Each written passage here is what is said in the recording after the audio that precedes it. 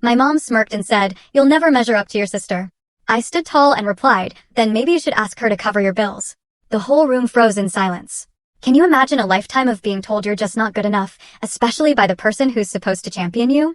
Well, that was my reality, every single day until one dinner, one brutal sentence, finally pushed me past the breaking point. And the words I unleashed, the truth I'd been holding back for decades, changed everything. My name is Daniela. I'm 32, the younger of 2 daughters. If you saw our family from the outside, living in our perfectly manicured suburban American home, we looked like the picture of success. My dad, an engineer at a respected firm, brought home a stable income and the occasional gift from a business trip. My mom, a meticulous accountant, kept our home as organized as her spreadsheets. And then there was Sarah, my sister. 5 years older, she was the undisputed star. Sarah was everything parents dream of, naturally beautiful, straight A grades, effortless talent for both piano and tennis. She was the golden child, no question. Teachers' faces would light up when they learned I was Sarah Williams's little sister, immediately expecting the same brilliance. Unfortunately for them, and for my mother, I was not Sarah. From my earliest memories, I was, well, average. My grades hovered around a B. Not terrible, but certainly not spectacular. Math was particularly brutal. I'd spend hours at the kitchen table, tears welling up as I grappled with fractions and equations Sarah had mastered years before, at a younger age. But what I did have was a fierce love for art and creativity. By age 6, I filled sketchbooks with colorful drawings, creating entire worlds with my imagination. I'd proudly present these creations to my mom, hoping for just a fraction of the enthusiasm she showed for Sarah's achievements. I remember one evening when I was 7. Sarah, 12 at the time, was performing Chopin at her piano recital. She sat so tall on the bench, her fingers dancing across the keys with a precision and emotion that belied her young age. The audience erupted, my mom dabbing tears of pride from her eyes. The very next day, I finished a painting of our family that I'd worked on for a whole week. I carefully carried it to the living room where my mom was reading. "Mom, look what I made for you," I said, holding out my masterpiece with both hands. She glanced up briefly. "That's nice, Daniela. But why is the sky purple?" "Skies are blue, honey. And look, your father's arm is too long. You should pay more attention to proportions." I stood there, my small hands gripping the painting tighter, my chest tightening with them. "I made the sky purple because I thought it looked pretty." She just shrugged, already returning to her book. "Well, it's not realistic." Sarah was drawing perfect still lives by your age. I quietly took my painting back to my room and slid it under my bed, where many of my not-good-enough creations would eventually gather dust. My elementary school graduation day was another stark reminder of how differently our achievements were viewed. I had worked so hard that year and received mostly B's, with a couple of A's mixed in. As we walked to the car, my report card in hand, my mom scanned the grades. "Sarah was getting straight A+s by your age, Daniela. If you just applied yourself a little more, you could do better." I remember looking at the ground, watching my shiny graduation shoes scuff against the pavement. The pride I had felt moments before evaporated like morning dew under a harsh sun. It was my father who often served as my emotional lifeline during these years. Unlike my mother, he seemed to see me for who I was, not who I failed to be in comparison to Sarah. He would sit with me as I drew, asking questions about my creations, sometimes even requesting specific drawings for his office. One night, after a particularly difficult day of comparisons, he came to my room and sat on the edge of my bed. "You know, Danny," he said, using the nickname only he called me, "not everyone is meant to shine in the same way. Some stars are bright and obvious, like the North Star. Others might seem less noticeable at first, but when you really look, they have colors and qualities all their own." I didn't fully understand what he meant then, but his words gave me comfort. At least one person in my family saw something valuable in me. Despite these moments of support, the consistent message from my mother, subtly reinforced by extended family and teachers, was clear. I was living in Sarah's shadow, and my own light was dimmed by comparison. I developed coping mechanisms early. I became adept at smiling and nodding when people asked about my sister's latest accomplishment. I learned to redirect conversations away from academic comparisons. Most importantly, I built a private internal world where I promised myself that someday, somehow, I would find something I could excel at, something that would make my mother look at me the way she looked at Sarah. But as each year passed, that promise became harder to believe. The gap between Sarah's achievements and my own seemed to widen rather than narrow. And while a part of me began to accept that I might never measure up, another part still desperately yearned for my mother's approval. By the time I finished elementary school, I had developed a complex relationship with achievement and recognition. I both craved it and feared it, knowing that whatever I accomplished would inevitably be measured against Sarah's gold standard. Still, I held on to hope that middle school would be different, that I would finally find my place to shine. That hope, like many before it, would prove more complicated than my young heart anticipated. The summer before I entered 8th grade marked a significant turning point in our family dynamic. Sarah had not only been accepted to Harvard University, but she had also received a full academic scholarship. Our house transformed into Celebration Central, with relatives and family friends constantly visiting to congratulate her and my parents. I remember the party my mother threw, our living room adorned with crimson and white decorations, Harvard memorabilia prominently displayed on every surface. As I helped arrange platters of food, I overheard my mother telling her friends, "We always knew Sarah was destined for greatness."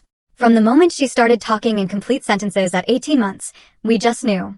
I was 13, awkwardly navigating the early stages of adolescence, feeling increasingly invisible in my own home.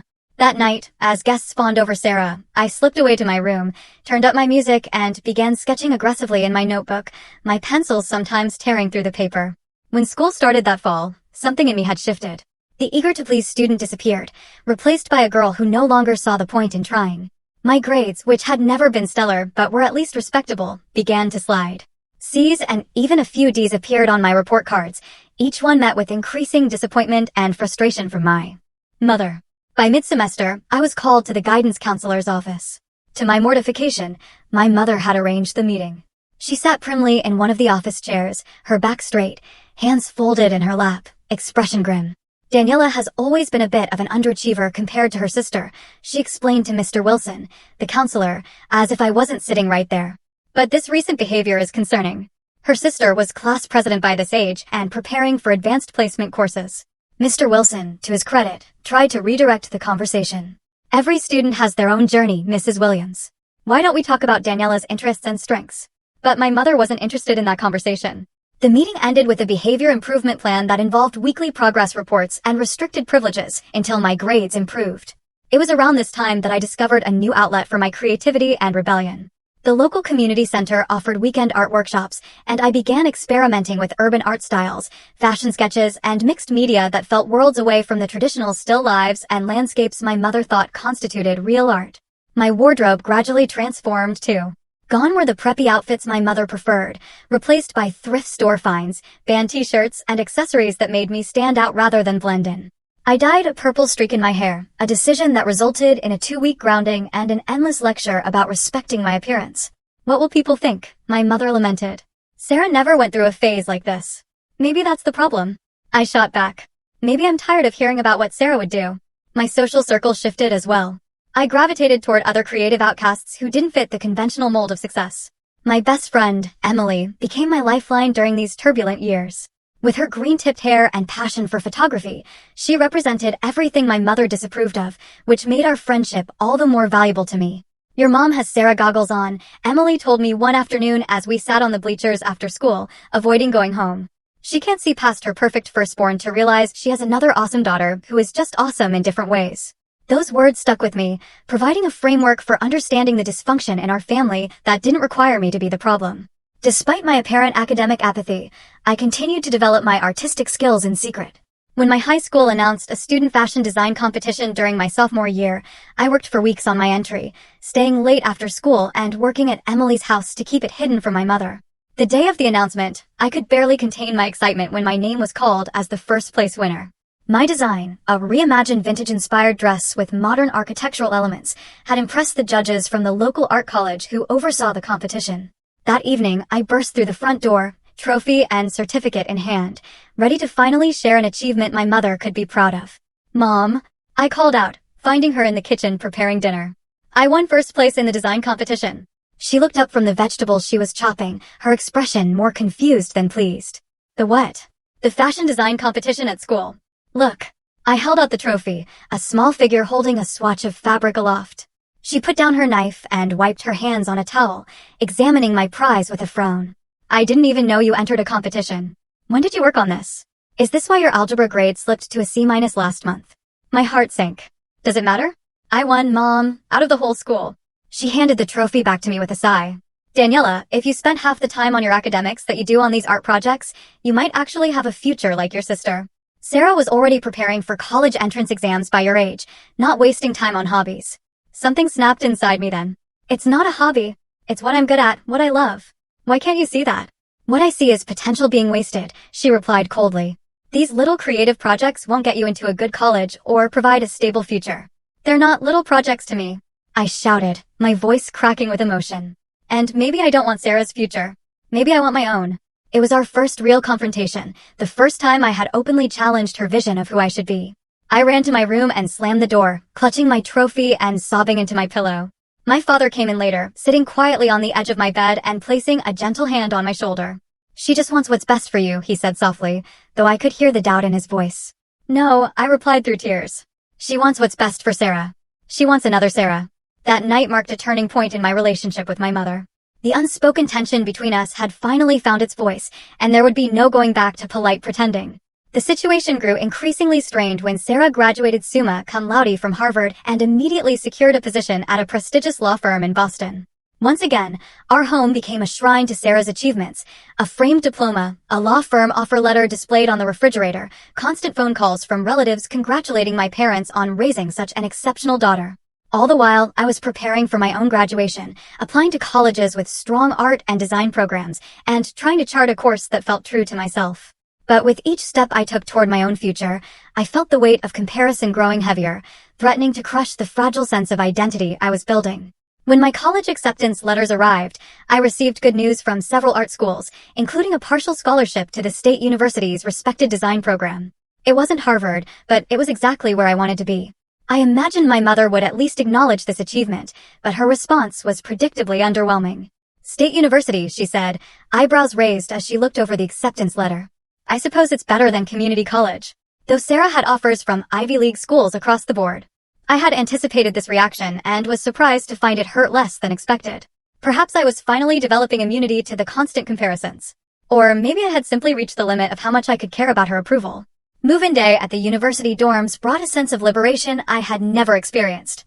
My small but bright room, shared with a music major named Zoe who spent most of her time at practice rooms, became my sanctuary.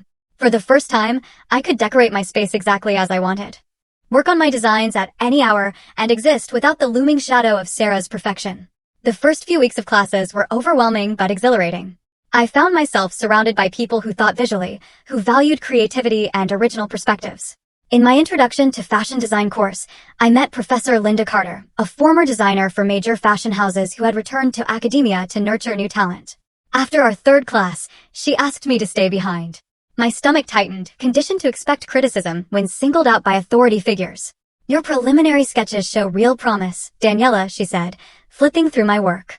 There's a distinctive point of view here, raw but with strong instincts for proportion and unexpected detail. I stood frozen, unsure how to respond to praise that felt so foreign. Thank you, I finally managed. I see a lot of students with technical skills, she continued, but fewer with authentic vision. Keep developing this voice. It's what will set you apart in this industry. I walked out of that classroom feeling taller somehow, as if her words had physically straightened my perpetually hunched shoulders. Someone who knew what they were talking about saw value in my work, not in comparison to anyone else, but on its own merits. As the semester progressed, I began to find my rhythm academically and socially. I joined the university's fashion society and made friends with other design students who shared my passion. For projects, I developed a style that blended structured tailoring with unexpected materials and street art influences, a combination Professor Carter encouraged me to refine. In my sophomore year, I met Jason in a color theory class. He was studying graphic design, quiet, but with a quick wit that emerged once you got to know him. Unlike the guys I had casually dated in high school, Jason was genuinely interested in my work and ambitions. He would sit for hours in the studio while I draped fabric on dress forms, offering thoughtful feedback and bringing me coffee during late-night creative sessions. Our relationship developed slowly, built on friendship and mutual respect. He never made me feel like I was competing for attention or validation, something I had not realized was possible in a relationship. Despite the positive changes in my life, the weekly phone calls with my mother remained an exercise in patience. She would ask perfunctory questions about my classes before inevitably steering the conversation towards Sarah's latest accomplishments. Sarah just closed her first major case, she would announce. The partners are already talking about fast-tracking her career. Or, Sarah and Michael just put a down payment on a condo in Beacon Hill. At her age, can you imagine? When Sarah got engaged to Michael, a successful corporate attorney she met at her firm, my mother spent our entire call describing the ring, the proposal, and the prestigious connections of Michael's family. You should really talk to your sister about how she managed to find such a good match, my mother suggested. Maybe she could introduce you to some of Michael's colleagues. I glanced at Jason, who was sketching at my desk, oblivious to my conversation. I'm seeing someone, Mom, I said. I've mentioned Jason several times. Oh, the art student, she replied, her tone making it clear what she thought of that. Well, that's nice for now, dear. The implied temporariness of my relationship was typical of how she viewed my life choices, transitional, experimental, eventually to be replaced by more sensible decisions that aligned with the Sarah template of success.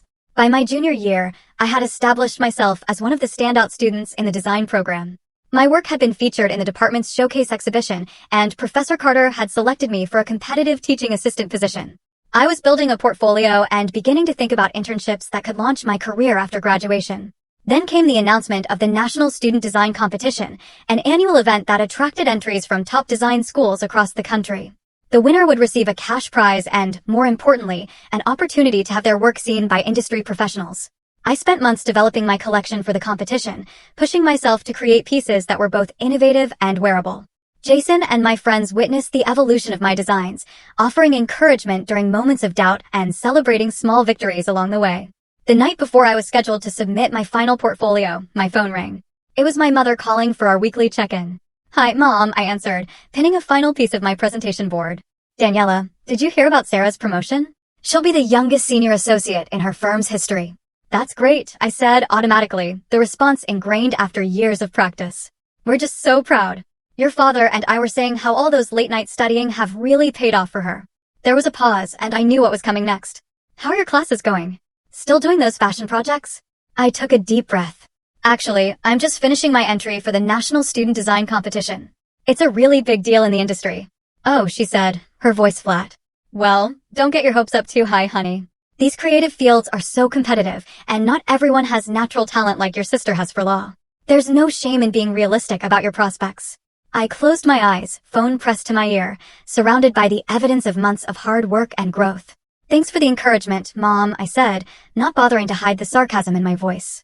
I'm just being honest, Daniela. Not everyone can be exceptional like Sarah. Sometimes being average is perfectly fine. After we hung up, I sat motionless for several minutes, her words echoing in my head. Then, with deliberate movements, I returned to my work, channeling the hurt into a final push to perfect my submission. As I completed the last details, I made a promise to myself. Whether I won or lost this competition, I would no longer measure my worth through my mother's eyes. It was time to be the authority on my own value.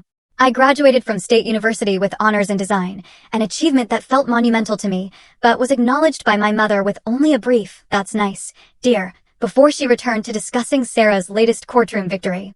The graduation ceremony itself was pleasant enough, with my father beaming proudly and even Sarah making the trip to attend, though my mother managed to mention at least 3 times how Sarah had graduated summa cum laude from Harvard.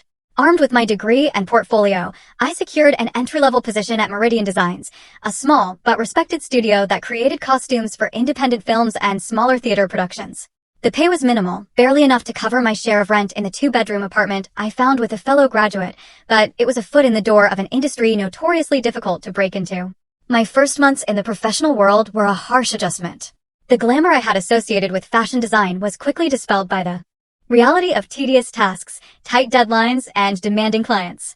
Most days were spent making minor alterations to existing designs or sourcing materials within impossibly tight budgets. Meanwhile, Sarah had been promoted again, becoming the youngest partner in her firm's history. My parents threw another celebration, complete with champagne and catered food, which I attended with a fixed smile and a growing knot in my stomach. The contrast between her corner office, with a view of the Boston skyline, and my crowded workroom in a converted warehouse couldn't have been more stark. "How's the costume job?" Sarah asked me during that party, making an effort to show interest in my life. "It's design, not just costumes," I corrected automatically. "And it's challenging, but I'm learning a lot." She nodded sympathetically. "Well, everyone has to start somewhere. I'm sure you'll move up eventually." Even from Sarah, who I believed meant well, the comment stung. There was always the implication that my path was somehow less valid, less impressive, a stepping stone to something that more closely resembled her version of success. The financial reality of my chosen career became increasingly apparent in the months that followed. While Sarah was purchasing her first home, I was counting pennies to make rent and juggling credit card payments. Jason and I had been dating steadily throughout this period, his own career in graphic design progressing somewhat more lucratively than mine. But the stress of financial insecurity began to strain our relationship.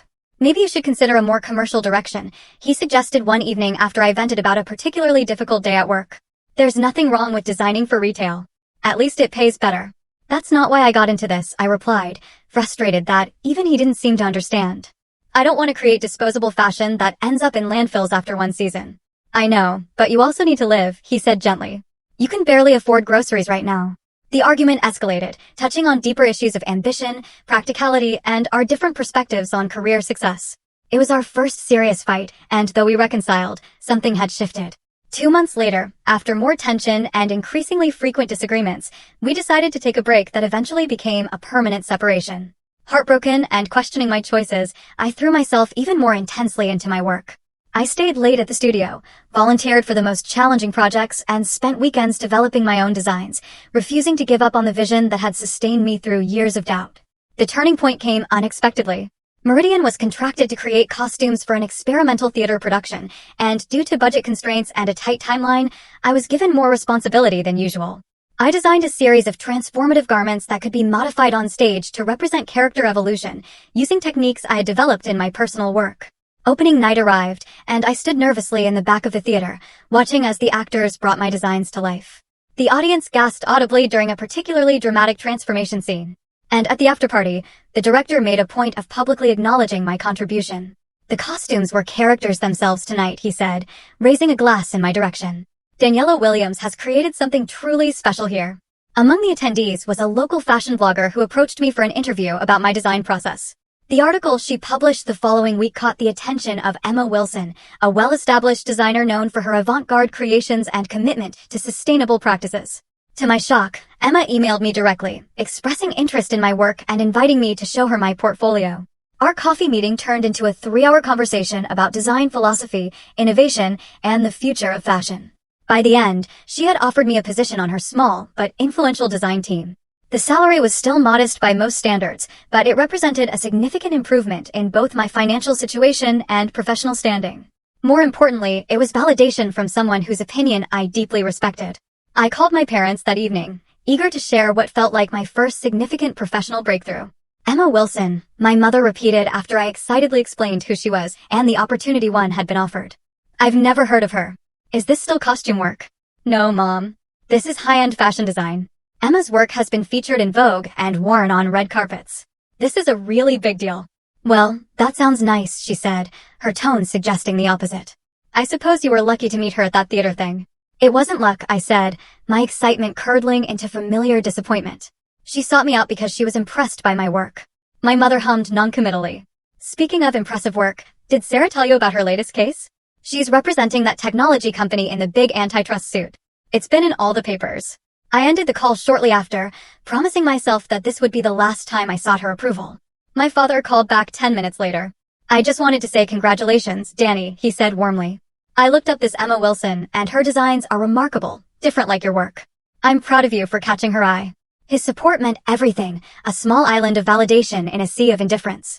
But as I prepared to start my new position, I couldn't help wondering if I would ever stop measuring my achievements against the impossible standard of Sarah's success, or if my mother would ever see my path as anything but a pale shadow of my sister's brilliance. 6 months into my position with Emma Wilson's design team, I received an invitation that filled me with equal parts obligation and dread, my mother's 60th birthday dinner. Under normal circumstances, I might have found an excuse to send my regrets. But my father's voice on the phone had that particular tone that told me my absence would hurt him deeply. It would mean a lot to your mother, Danny, he said. Sarah and Michael are coming in from Boston. It will be the whole family together. So, I found myself on a Friday evening in early autumn, parking my second-hand car in the driveway of my childhood home, steeling myself for the inevitable comparisons and subtle put-downs that characterized family gatherings. I had brought a carefully selected gift, a vintage silk scarf in my mother's favorite colors that I had found at an estate sale and professionally restored. It was thoughtful, but within my limited budget, though I knew it would pale next to whatever extravagant present Sarah would undoubtedly provide. The house looked exactly as it always had, meticulously maintained and decorated with tasteful restraint. As I walked up the path to the front door, I could already hear voices inside, the familiar cadence of my family's conversation, bringing both comfort and anxiety. Sarah answered my knock, looking as polished and put together as ever in a tailored dress that probably cost more than my monthly rent. But her smile seemed genuine as she pulled me into a hug. Daniela, you look great, she said, stepping back to examine me. I love your outfit. Is that one of your designs? I nodded, surprised by her interest. The dress I wore was indeed my own creation, a simple but distinctive piece with architectural details at the shoulders, made from repurposed vintage fabric. The structure is amazing, she continued. You have to tell me about your new job. Before I could respond, our mother appeared in the hallway behind Sarah. Daniela, you're finally here, she said, moving forward to offer her cheek for the obligatory kiss. We were about to start the appetizers without you. Sorry, traffic was heavy coming out of the city, I explained, though I had actually been precisely on time. Happy birthday, Mom. Dinner proceeded as expected at first. My father had prepared my mother's favorite meal, and the conversation revolved primarily around Sarah's work and her life with Michael in Boston. I picked at my food, offering appropriate responses when directly addressed, but otherwise fading into the background, as I had learned to do years ago. Then, over the main course, Sarah cleared her throat and exchanged a meaningful glance with Michael. Actually, we have some news, she announced, her face glowing with excitement. I've been promoted to lead counsel for the firm's international division. My parents erupted in congratulations. My mother actually clapped her hands together in delight. And Sarah continued, her smile widening, and we're expecting.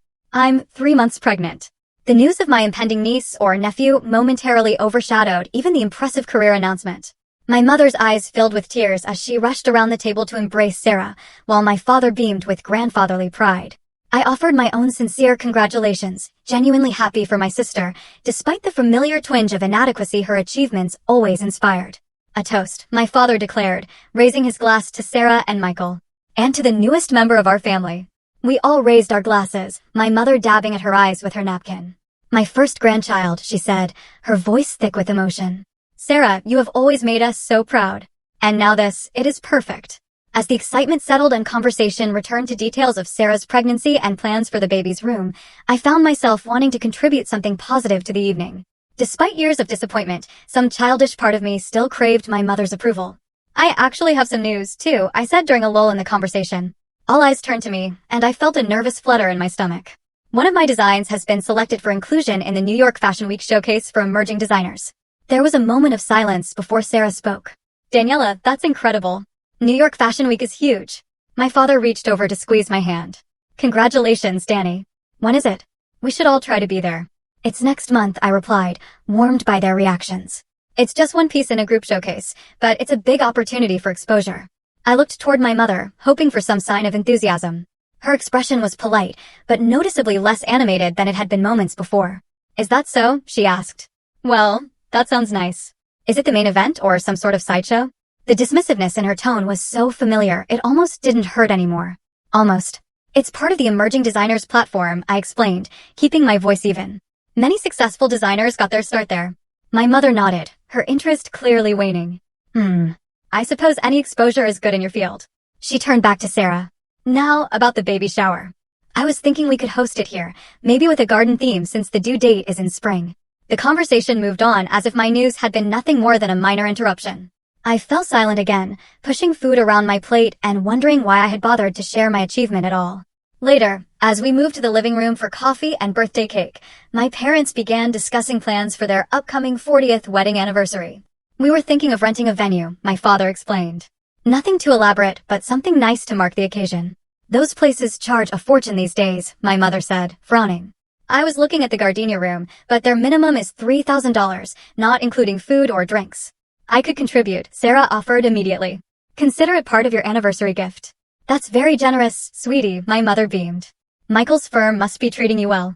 We're comfortable, Sarah acknowledged modestly. And we want to help make it special for you both. My mother turned to me, eyebrows raised expectantly. And what about you, Daniela? Will you be contributing as well? The question was loaded with awareness of my financial limitations, which she had never bothered to understand were a normal part of establishing oneself in a creative industry. I can help with the planning and design elements, I offered. I could create custom invitations and decorations that would cost a fortune if you hired someone. My mother's expression tightened. I was thinking more of financial assistance, Daniela. Your sister is offering to help with the actual expenses. I know what Sarah is offering, I replied, an edge creeping into my voice. I am offering what I can. Which is not much, my mother said with a dismissive wave of her hand. As usual, the room grew uncomfortably quiet. Michael suddenly became very interested in his coffee, while my father shot my mother a warning look that she ignored. I don't understand why you insist on struggling in this fashion hobby when you could have pursued something practical, she continued. Your sister was practical, and look at her now. Senior position, beautiful home, baby on the way. You could have had all that too if you had applied yourself properly. I felt heat rising in my face. Fashion design is not a hobby, Mom. It is my career. A career I have worked incredibly hard for. Working hard at the wrong thing is still wasted effort, she replied. Let's be honest, Daniela. You will never be as good as your sister. I think I have finally accepted that fact. Perhaps you should too.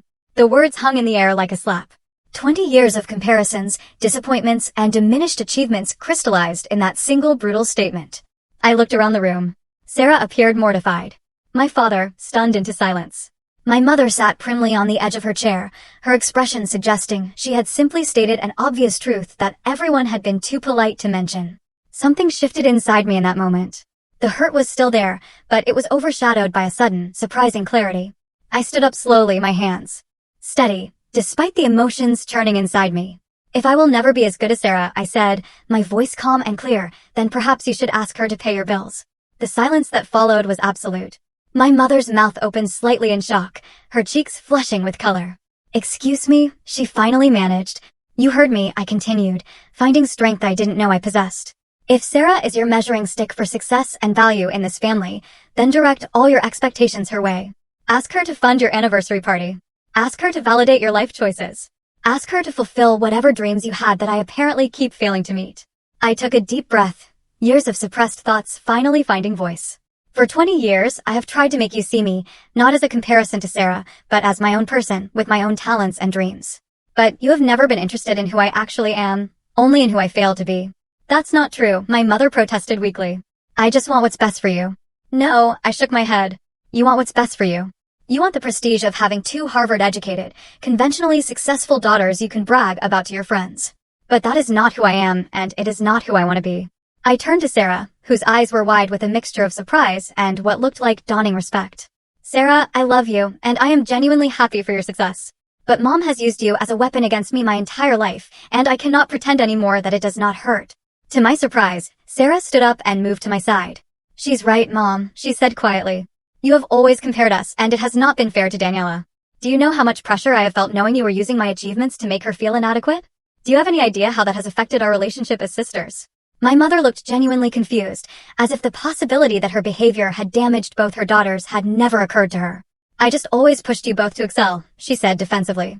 No, my father finally spoke, his voice unusually firm. You pushed Sarah to excel in ways you valued, and you pushed Daniela to be Sarah.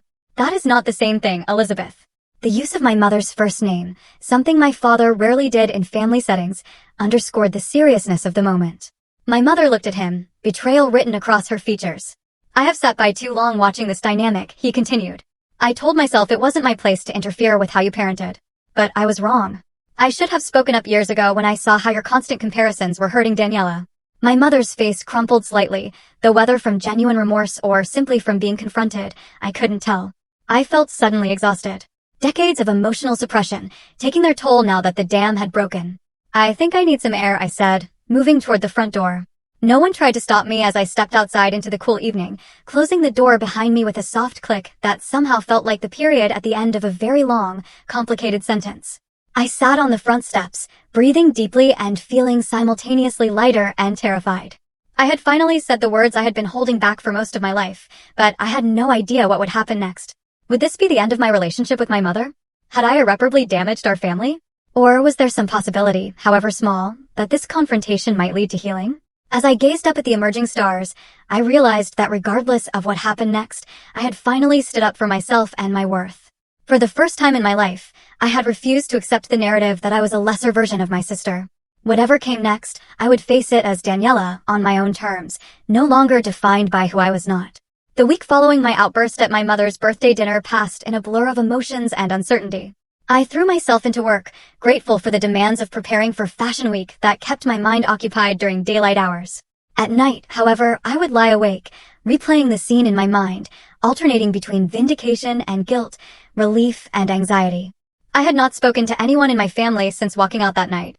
My father had called twice, leaving gentle voicemails, saying he was there when I was ready to talk, but making no demands.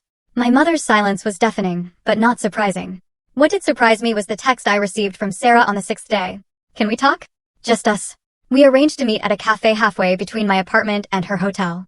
She was in town for business, she explained, but had extended her stay specifically to see me. When I arrived, she was already seated at a corner table, 2 cups of coffee waiting. I ordered your usual, she said as I sat down. At least, what used to be your usual. Vanilla latte, right? I nodded, touched that she remembered such a small detail about me. Thanks. How are you feeling? I gestured vaguely toward her midsection. Morning sickness is finally tapering off, she replied with a small smile. But I didn't ask you here to talk about the baby. I wanted to talk about what happened at Mom's birthday. I tensed instinctively, preparing for criticism or an appeal to apologize for ruining the evening. Instead, Sarah reached across the table and placed her hand on mine.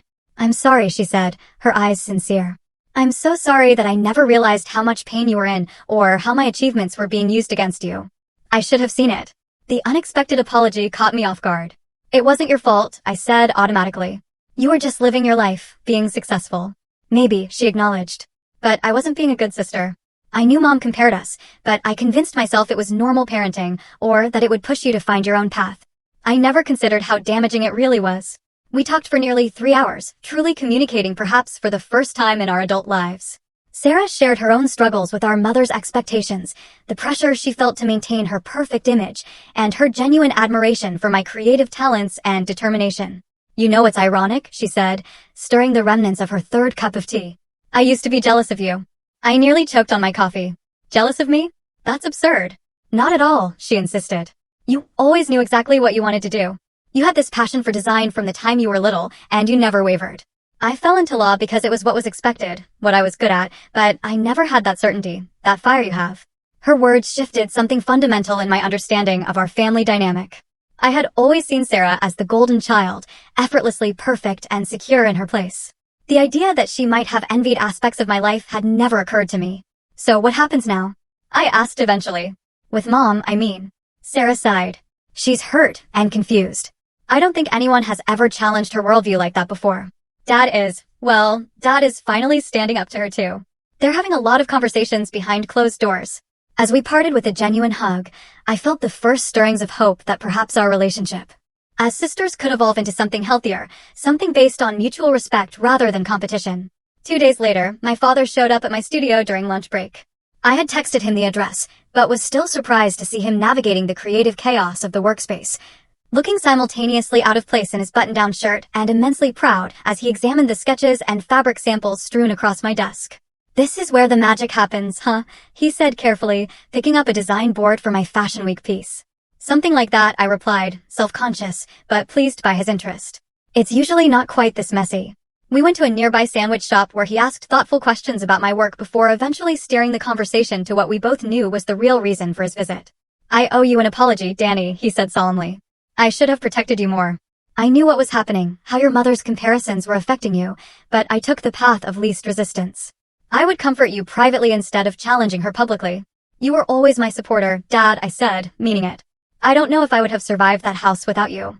Support is not enough when injustice is happening, he replied, his eyes filled with regret. I failed you by not being your advocate when you needed one. I'm trying to make up for that now with your mother. He explained that my confrontation had forced both of them to examine painful truths about their parenting and their marriage. My mother was not having an easy time accepting her role in damaging our relationship, but she was at least beginning to question her behavior. She may never fully understand, he warned. She comes from a family where achievement was the only measure of worth, but she does love you, Daniela, even if she has a terrible way of showing it. The night before my Fashion Week debut, as I was making final adjustments to my piece, my phone buzzed with a text message. It was from my mother, the first direct communication since the birthday dinner. Good luck tomorrow. I know this is important to you.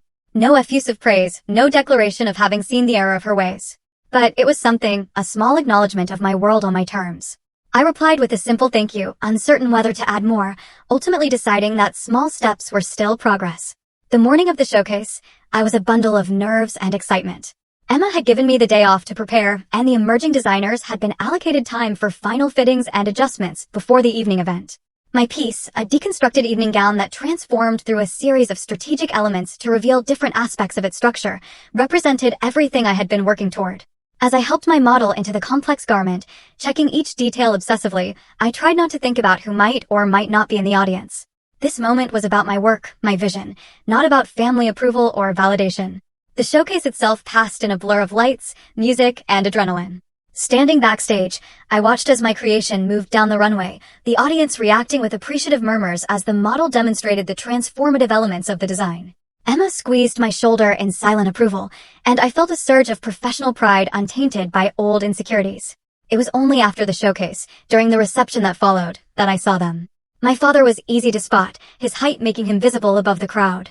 But it was the sight of my mother beside him that stopped me mid-conversation.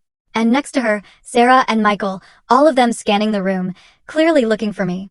Emma noticed my distraction. "Family?" she asked perceptively. I nodded, suddenly nervous in a way the industry professionals had not made me. "Go," she encouraged. "I'll cover for you with the buyers for a few minutes." I made my way through the crowd, my father spotting me first and waving.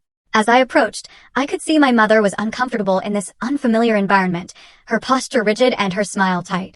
"You came," I said, the statement directed at all of them, but my eyes on my mother. "We wouldn't miss it," my father replied warmly, embracing me. "Your work was magnificent, Danny. Truly special." Sarah hugged me next. "That dress was incredible. The way it changed on the runway, I've never seen anything like it."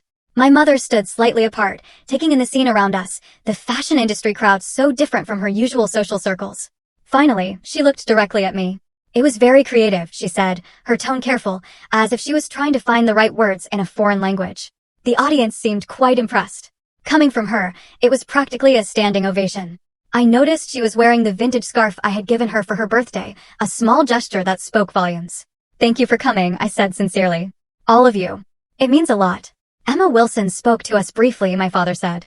"She had remarkable things to say about your talent and future prospects." I saw something flicker across my mother's face then, perhaps the beginning of a realization that my path, so different from Sarah's, might hold legitimate value and success of its own kind. "Is she important in your field?" my mother asked hesitantly.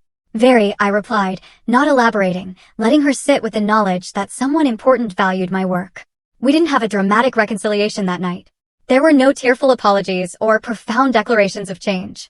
But as my mother prepared to leave, she paused, looking at me with an expression I had rarely seen directed my way. "Your father and I would like you to come to dinner next week," she said. "To talk, if you are willing." It was a small opening, a narrow crack in a very thick wall, but it was more than I had expected. "I'll check my schedule," I replied, neither committing nor refusing. As they left, Sarah lingered behind for a moment. "She's trying," she said quietly in her own way. The fact that she came tonight, that was a big step for her. I nodded, understanding that decades of entrenched behavior would not change overnight if they changed at all. "One step at a time," I agreed. Returning to the industry reception, I was surprised to find that the anxiety that had always accompanied thoughts of my family had diminished somewhat. Whether or not my mother ever fully accepted my choices or valued my achievements on their own terms, I had begun the process of truly valuing them myself. And perhaps that had been the most important piece all along. 1 year after my confrontation at my mother's birthday dinner, much had changed in my life.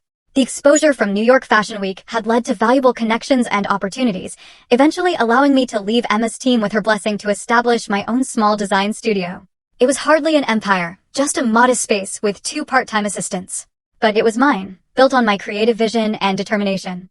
My designs had gained attention for their innovative structure and sustainability. Focus, earning features in several industry publications. The financial stability that had eluded me for so long was finally within reach, though I still lived simply compared to Sarah's lifestyle. My relationship with my family had evolved in ways both expected and surprising. My father and I grew closer than ever, his pride in my accomplishments now expressed openly and frequently. He had become a regular visitor to my studio, genuinely interested in learning about my creative process and the business aspects of my work. Sarah and I developed a relationship that, while still navigating occasional awkward moments, was founded on mutual respect rather than comparison. The birth of her daughter, my niece Lily, had brought a new dimension to our connection. I designed a special christening gown for the baby, incorporating subtle elements from family heirlooms, a gesture that moved Sarah to tears. "I want Lily to know her Aunt Daniela," Sarah told me during one of our now regular sister lunches, "to know that success comes in different forms and that finding your passion is what matters most." The most complex evolution, predictably, was with my mother. Our relationship remained a work in progress, with steps forward often followed by slides backward. The dinner she had invited me to after Fashion Week had been tense, but productive, the first of many conversations where we attempted to understand each other better. "I never intended to hurt you," she had said during that first dinner, her hands clasped tightly around her water glass. I thought I was motivating you to achieve your potential. By constantly telling me I wasn't as good as Sarah? I had asked, trying to keep accusation from my tone. By showing you what was possible, she had replied, genuinely believing her logic. Sarah set such a high standard, I thought it would inspire you. It was clear that we viewed the same experiences through fundamentally different lenses. My mother had been raised in a household where achievement was equated with love, where comparison was considered motivation rather than destruction. Breaking through decades of this conditioning was not a simple process. There were still moments when she would make thoughtless comparisons or dismiss my accomplishments in ways that stung. But there were also new moments, ones where she made visible efforts to understand my world on its own terms. She had started asking questions about design and fashion, awkwardly at first, but with increasing genuine curiosity. She had even framed a sketch I had given her, displaying it prominently in their living room alongside Sarah's law school diploma, a small but meaningful gesture of equivalence. In my personal life, an unexpected reunion had occurred. 6 months after Fashion Week, I had literally bumped into Jason at an art exhibition, spilling his drink in a scene straight out of a romantic comedy. The years apart had matured us both, his career as a graphic designer having flourished. While he developed a greater appreciation for pursuing passion over practicality, I was wrong before, he admitted during our first dinner catching up. I told you to compromise your vision for security, but watching you build something true to yourself has been inspiring. I should have supported you better.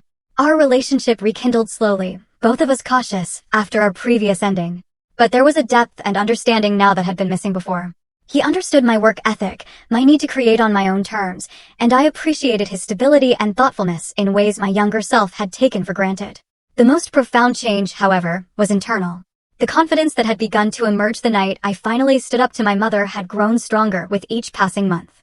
I no longer measured my worth through comparison to Sarah or anyone else. I had built a life that reflected my values and vision, one where success was defined by creative integrity and personal fulfillment rather than external metrics. This new self-assurance allowed me to recognize that Sarah, too, had been a victim of our mother's expectations in her own way.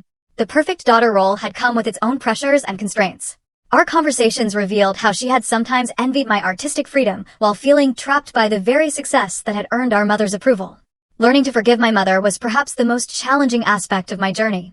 Not because she had made a complete transformation, but because I came to understand that true forgiveness was not about erasing the past or pretending the hurt never happened. It was about releasing its power over my present and future. You don't forgive for the other person, my therapist had explained during one of the sessions I had finally allowed myself to pursue. You forgive for yourself, to free yourself from carrying the weight of resentment. This perspective helped me maintain boundaries with my mother while still allowing our relationship to evolve. I learned to correct her when old patterns emerged without the conversation devolving into argument or retreat. I learned to appreciate her efforts, however imperfect, without requiring her to become someone she might never fully be. The culmination of this year of growth came at the opening of my first solo exhibition, a collection that explored transformation and resilience through sustainable fashion. I had invited my entire family, including extended relatives who had previously regarded my career choice with polite confusion. The gallery space was filled with fashion industry professionals, local artists, and potential clients. My father beamed as he moved through the crowd, proudly introducing himself as Daniela's dad. Sarah expertly worked on my behalf, her legal acumen surprisingly transferable to promoting her sister's creative business. And then there was my mother, initially out of her element, but making a visible effort to engage, to understand this world so different from her own. I watched from across the room as she studied one of my signature pieces, a jacket that incorporated repurposed vintage elements with modern structural techniques. I approached slowly, giving her time to form her own impressions without my influence. What do you think? I asked, finally standing beside her. She turned, studying my face before looking back at the design. It's beautiful, she said with surprising sincerity. I don't understand all the technical aspects, but I can see it's special. The way you have transformed these older pieces into something new while honoring their history. It is quite remarkable. I smiled, genuinely touched by her effort to see my work through an appreciative lens rather than a comparative one. I have something for you, I said, leading her to a piece displayed in a corner somewhat separate from the main collection. It was a redesigned vintage dress, subtle but elegant, with structural elements that echoed my mother's preference for classic styles while incorporating my distinctive approach. This is inspired by a photograph of you from your 20s, I explained. Dad showed me pictures. From when you were first dating. I thought you might like to have it. My mother stared at the garment, then reached out to touch the fabric with careful fingers. To my shock, her eyes filled with tears. You made this for me, she asked, her voice uncharacteristically soft. Yes, I nodded. It's yours. She turned to me then, emotion clearly visible on her face. You have such talent, Daniela. Such vision. I'm sorry it took me so long to see it. Thank you, I said, simply accepting both the compliment and the implied apology. I'm proud of you, she added, the words I had waited decades to hear. Proud of you for who you are, not for who I thought you should be. As she embraced me, somewhat awkwardly, but with genuine feeling, I realized that I had achieved something more valuable than her approval. I had reached a place where I no longer needed it to validate my worth, though I could still appreciate it as a gift freely given. Later that evening, as the exhibition wound down, I found a quiet moment to reflect on the journey that had brought me here. From the little girl desperately seeking approval, through the rebellious teenager and struggling young artist, to the woman who had finally found the courage to stand up and claim her own value. I didn't need to be as good as my sister. I only needed to be authentically myself, to honor my own gifts and vision, to create a life that reflected my unique perspective rather than someone else's definition of success. Sometimes the most powerful act is not achieving some external measure of greatness, but simply standing up and speaking your truth, not to hurt others, but to free yourself from the limitations they have placed upon you. In that moment of standing, you discover that you have been enough all along.